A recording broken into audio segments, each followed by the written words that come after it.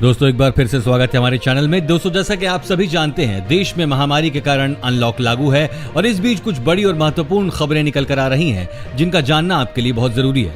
दोस्तों पिछले 24 घंटे में कोरोना मरीजों की संख्या में रिकॉर्ड उछाल। 24 घंटे में करीब 24,000 से अधिक केस और 487 मौतें हुई हैं।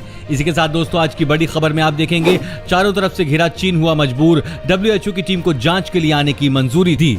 इसके साथ ही मुफ्त राशन देने में आनाकानी की तो अब होगी सख्त कार्रवाई। इस फोन नंबर पर करें शिकायत। कोरोना पॉजिटिव होने के बाद भी क्यों अक्सर टेस्ट में आता है नेगेटिव, जानिए आखिर क्यों। और अगली बड़ी खबर में दोस्तों आयुर्वेद से होगा कोरोना वायरस का इलाज, भारत अमेरिका में शुरू होगा क्लिनिकल ट्रायल। ये सभी खबरें जानना बेहद जरूरी है। खबरों को विस्तार से जानने के लिए बने रहिए हमारे साथ। लेकिन दोस्तों इससे पहले इस वीडियो को बनाने में मुझे बहुत मेहनत लगती है, तो मेरी इस मेहनत के लिए वीडियो पर एक छोटा सा लाइक जरूर करिएगा। तो चलिए बिना देरी के लिए चलते हैं आपको आज की सबसे पहली खबर की तरफ। चारों तरफ से घिरा चीन हुआ मजबूर, WHO की टीम को जांच के लिए आने की मंजूरी दी।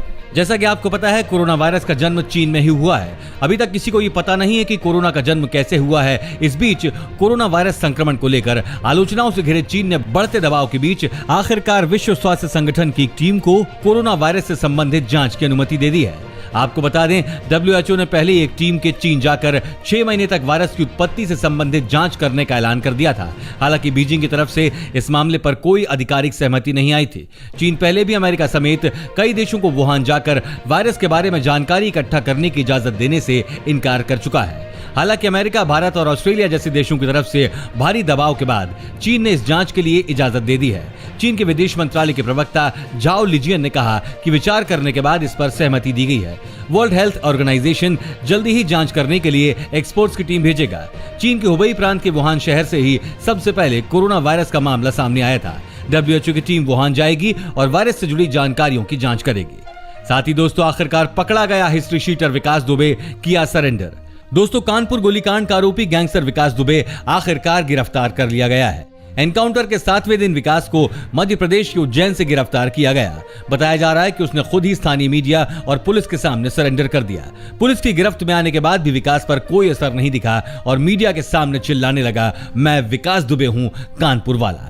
कल सुबह ही विकास दुबे महाकालेश्वर मंदिर पहुंचा और सुबह 9:55 पर विकास दुबे ने मंदिर के सामने अपना नाम चिल्लाया। मौके पर स्थानीय मीडिया को भी बुला लिया गया था। बताया ये भी जा रहा है कि उसने मंदिर के बाहर खड़े होकर अपना नाम चिल्लाया, फिर लोगों ने पुलिस को सूचित किया। साथ ही मुफ्त राशन देने में आनाकानी की तो अब होगी सख्त कार्रवाई। इस फोन नंबर पर करें शिकायत। आपको बता दें, पीएम मोदी की अध्यक्षता वाली कैबिनेट ने बुधवार को गरीब कल्याण अन्न योजना को विस्तार की मंजूरी दी है। इस बात की जानकारी खुद वित्त मंत्री निर्मला सीतारमण ने ट्वीट कर दी। बता दें कि केंद्र सरकार ने पिछले दिनों ही प्रधानमंत्री गरीब कल्याण अन्न योजना के तहत 81 करोड़ से भी ज्यादा लोगों को नवंबर 2020 तक मुफ्त में अनाज देने का ऐलान किया था। इस योजना में उन लोगों को भी अनाज दिया जा रहा है जिनके पास राशन कार्ड नहीं है। जिनके पास राशन कार्ड नहीं है उनको इस योजना का लाभ उठाने के लिए आधार कार्ड होना जरूरी है। इस योजना के तहत गुलाबी, पीले और खाकी राशन कार्ड धारक को 5 किलो प्रति सदस्य गेहूं या चावल और 1 किलो दाल प्रति परिवार फ्री में दी जाएगी। दोस्तों ऐसे में अगर किसी कार्ड धारकों को मुफ्त अनाज लेने में दिक्कत आ रही है तो उसकी शिकायत संबंधित जिला खाद्य एवं पूर्ति नियंत्रक कार्यालय में या फिर राज्य उपभोक्ता सहायता केंद्र पर कर सकते हैं। इसके लिए सरकार ने टोल फ्री नंबर 1800-180-2087, 1800-212-5512 और 1967 जारी किया है। उपभोक्ता अपनी शिकायत इन नंबरों पर दर्ज करवा सकते हैं। कई राज्य सरकारों ने भी अलग से हेल्पलाइन नंबर जारी किए हैं। साथ ही कोरोना पॉजिटिव होने के बाद भी क्यों अक्सर टेस्ट में आता है नेगेटिव, जानिए आखिर क्यों। जैसा कि आपको पता है, कोविड-19 मरीजों की संख्या भारत में तेजी से बढ़ रही है। पिछले कुछ दिनों से रोजाना 20,000 से ज्यादा मामले सामने आ रहे हैं। इसी बीच एम्स के एक डॉक्टर ने अपना अनुभव बताया है कि एक संक्रमित मरीज की रिपोर्ट 4 बार नेगेटिव आने के बाद पॉजिटिव आई, जबकि हर रिपोर्ट के समय मरीज में कोरोना लक्षण दिखाई दे रहे थे। आखिर ऐसा क्यों हुआ और क्या वाकई इसका कारण वायरस का म्यूटेशन है? आपको बता दें कि इस मामले की बात करें तो एम्स के डॉक्टर विजय गुर्जर ने अपने ट्वीट में ये अनोखा अनुभव साझा किया है। उन्होंने बताया कि एक 80 साल की महिला बुजुर्ग में कोरोना के लक्षणों को देखते हुए एम्स में भर्ती कराया गया था। लक्षणों के मुताबिक उनका उपचार किया जा रहा था, लेकिन उनकी 4 बार जांच हुई जिसमें उनकी रिपोर्ट नेगेटिव आई। लेकिन लक्षणों को देखकर डॉक्टर ये मान रहे थे कि कोरोना संक्रमण निश्चित है। इसके बाद डॉक्टर ने एंटीबॉडी टेस्ट कराया, जिसमें उस बुजुर्ग महिला की रिपोर्ट पॉजिटिव आई। दोस्तों, इस चैनल पर हम आपको देश और दुनिया भर की सभी ताजा खबरों को सबसे पहले लेकर आते हैं। अगर आप भी चाहते हैं कि दुनिया भर की खबरें आपके पास सबसे पहले पहुंचे, तो चैनल को बिना भूले नीचे दिए गए लाल बटन को दबाकर सब्सक्राइब जरूर कर दें और बेल आइकन को भी जरूर दबाएं। दोस्तों, इस वीडियो को देखते रहिए, क्योंकि आगे आप देखने वाले हैं अनलॉक के बाद फिर मिलने वाली हैं बम्पर नौकरियां। जानिए किस सेक्टर में नौकरी, साथ ही अब जानिए आयुर्वेद से होगा कोरोना वायरस का इलाज, भारत अमेरिका में शुरू होगा क्लिनिकल ट्रायल। कोरोना वायरस की वैक्सीन बनाने के लिए भारत समेत दुनिया भर के वैज्ञानिक दिन रात लगे हुए हैं। इस बीच आयुर्वेद के जरिए कोरोना का इलाज ढूंढने के लिए भारत और अमेरिका में आयुर्वेदिक चिकित्सक और शोधकर्ता एक साथ मिलकर क्लिनिकल ट्रायल शुरू करने जा रहे हैं। आपको बता दें, अमेरिका में भारत के राजदूत तरनजीत सिंह संधू ने कहा कि भारत और अमेरिका में आयुर्वेदिक चिकित्सक और शोधकर्ता कोरोना वायरस के खिलाफ बचाव के लिए आयुर्वेदिक दवाओं का संयुक्त क्लिनिकल परीक्षण शुरू करने की योजना बना रहे हैं। आपको बता दें, प्रतिष्ठित भारतीय अमेरिकी वैज्ञानिकों, विद्वानों और डॉक्टर्स के समूह से बुधवार को डिजिटल संवाद में संधू ने कहा कि संस्थागत भागीदारी के व्यापक नेटवर्क से कोविड-19 के खिलाफ लड़ाई में दोनों देशों के वैज्ञानिक समुदाय एक साथ आ गए हैं। उन्होंने कहा, हमारे संस्थान संयुक्त शोध, शिक्षण और प्रशिक्षण कार्यक्रमों के जरिए आयुर्वेद का प्रचार करने के लिए एक साथ आ गए हैं। उन्होंने ये भी बताया कि भारतीय और यूएस कंपनियों के सहयोग से कम 3 वैक्सीन पर काम चल रहा है। ये प्रयास न सिर्फ भारत और अमेरिका के लिए बल्कि दुनिया भर के अरबों लोगों के लिए लाभकारी साबित होंगे। अब देखिए, इस विभाग में निकली सरकारी भर्ती, मिलेगी शानदार सैलरी, ऐसे करें आवेदन। दोस्तों, केंद्रीय अन्वेषण ब्यूरो यानी सीबीआई में नौकरी का सपना देखने वाले युवाओं के लिए अच्छी खुशखबरी है। सीबीआई ने कई पदों पर भर्ती के लिए आवेदन मांगे हैं। इस भर्ती के तहत कंसल्टेंट के पदों पर उम्मीदवारों का चयन किया जाएगा। योग्य व इच्छुक उम्मीदवार इस भर्ती के लिए 15 जुलाई 2020 तक आवेदन कर सकते हैं।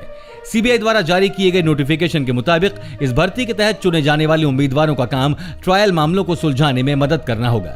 इस भर्ती के लिए रिटायर्ड पुलिस इंस्पेक्टर या उससे ऊपर के पदों से रिटायर्ड पुलिस अफसर ही आवेदन कर सकते हैं। चुने जाने के बाद उम्मीदवार का वेतन 40,000 प्रति माह होगा। उम्मीदवारों का चयन लिखित परीक्षा या इंटरव्यू के आधार पर किया जाएगा।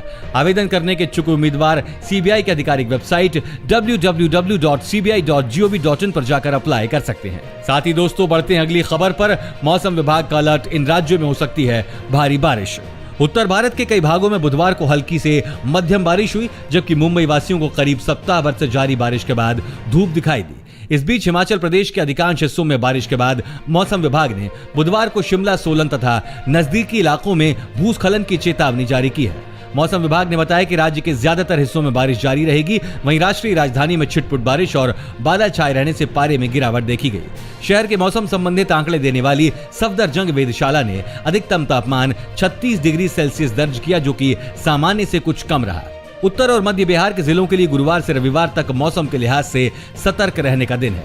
इन 4 दिनों में नेपाल के तराई वाले क्षेत्रों में अत्यधिक बारिश का रेड अलर्ट जारी किया है। इस दौरान अधिकतर जिलों में वज्रपात भी हो सकता है, इसलिए जान माल के नुकसान की आशंका है। वहीं पटना में शुक्रवार को भारी बारिश का रेड अलर्ट जारी किया गया है। बड़ी खबर, 3 बड़े social media platform WhatsApp, Facebook, Instagram हो सकते हैं मर्ज।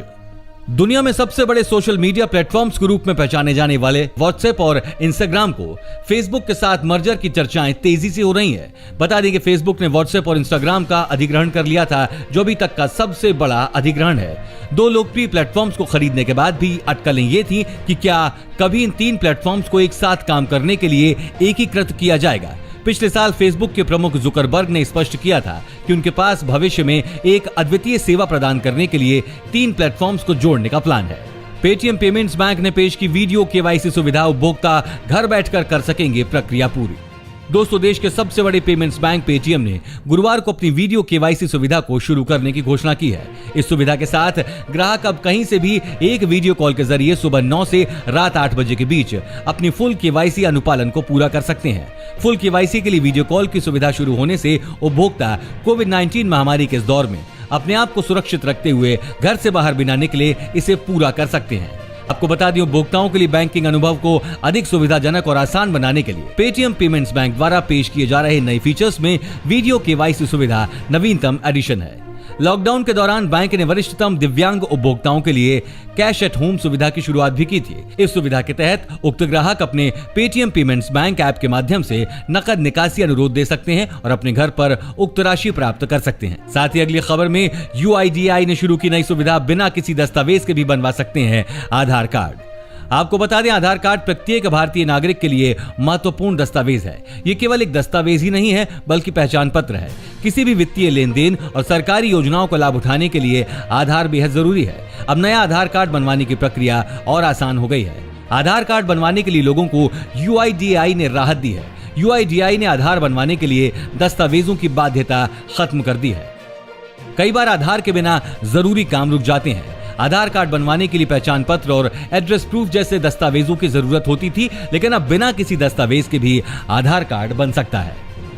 साथ ही दोस्तों, रोजमर्रा के सामानों पर अब MRP समेत 6 बातों को मोटे अक्षरों में लिखना अनिवार्य, नहीं तो सरकार लेगी सख्त एक्शन। केंद्र सरकार ने रोजमर्रा के इस्तेमाल में आने वाली वस्तुओं पर MRP के गड़बड़झाला पर सख्त एक्शन लिया है। केंद्रीय खाद्य एवं उपभोक्ता मामलों के मंत्री रामविलास पासवान ने साफ कहा है कि MRP को लेकर उपभोक्ताओं को अंधकार में रखा जाता है। इसको लेकर सरकार अब गंभीर हो गई है।